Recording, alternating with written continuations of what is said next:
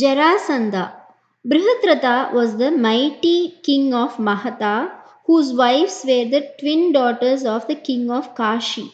When he married them, he took a vow not to show any partiality to either and to treat them on an absolutely equal basis. They lived happily together, but when they remained childless even after a number of years, all three of them went to a forest and underwent severe tapas. One day, sage Kaushika of the Gautama family noticed them and came to know about their desire. He felt sorry for them and wanted to help. At that time, a ripe mango fell into his lap. He picked it up and gave it to Brihadratha, saying that the mango would fulfill his desire. The happy king divided the mango between his two wives. They ate the mango, and in time the two queens gave birth. To their amazement, they both had only half a child, with half a head, one eye, one ear, one arm, one leg, and half a torso. Neither baby was alive. Even if it had been, what was the use? How could such a baby be brought up? The horrified nurses threw the two halves outside the palace gates. That very day, a demoness called Jara was wandering in the streets of Mahada. She found the two pieces and put them together. When they were joined, the baby came alive and started to cry.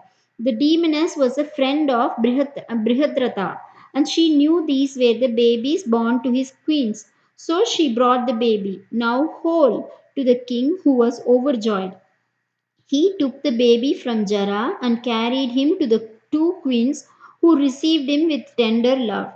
Their sorrow changed into joy when they saw that the baby was well and normal. The two mothers brought him up with great love and care. Since he was joined together by Jara, he was called Jarasandha. In time, Jarasandha grew up to be a powerful king, but he was demonical by nature.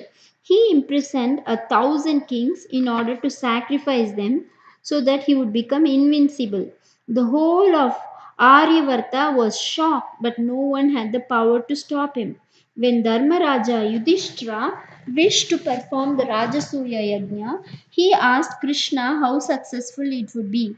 Sri Krishna said that Jarasandha was the only king who might challenge Dharmaraja's supremacy, and that if he was removed beforehand, the yajna could be performed successfully.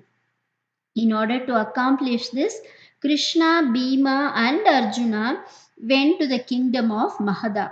The king received them and asked what had brought them there. Krishna revealed their identities and said that they came as enemies and wanted to fight with him. Jarasandha would have to choose which one of them he wanted to fight. Jarasandha sneeringly said, Krishna, you are a cowherd. I cannot fight with you. Arjuna is too young and too frail. Bhima is my equal. I shall fight with him. A day was fixed, and many spectators gathered to watch the mortal combat. They chose to wrestle. They wrestled for a long time, neither gaining the upper hand. Suddenly, Bhima caught Jarasandha unawares and tore him into two pieces from head to foot. The two pieces fell down, and Bhima heaved a sigh of relief, thinking that the fight was over. To everyone's surprise, the two pieces swiftly moved towards one another and joined again into one whole. Jarasandha got up once more, appearing refreshed and rejuvenated. Poor Bhima was already exhausted, but his enemy was as fresh as ever, ready for another fight.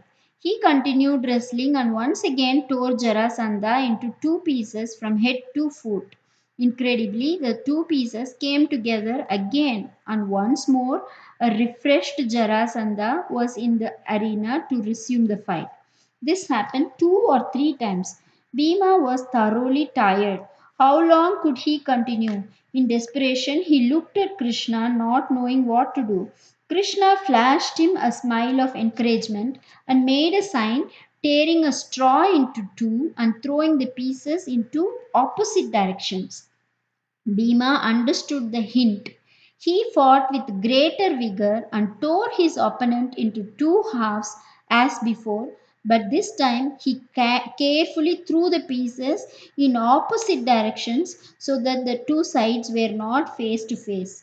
The two bits could not join as before, and the terrible Jarasandha was finally defeated. All the kings that Jarasandha had imprisoned were set free. Sahadeva, the son of Jarasandha, was installed as king of Mahada. The three triumphant heroes returned to Indraprastha Nagara to report their victory to Dharmaraja so that the yajna could now be performed.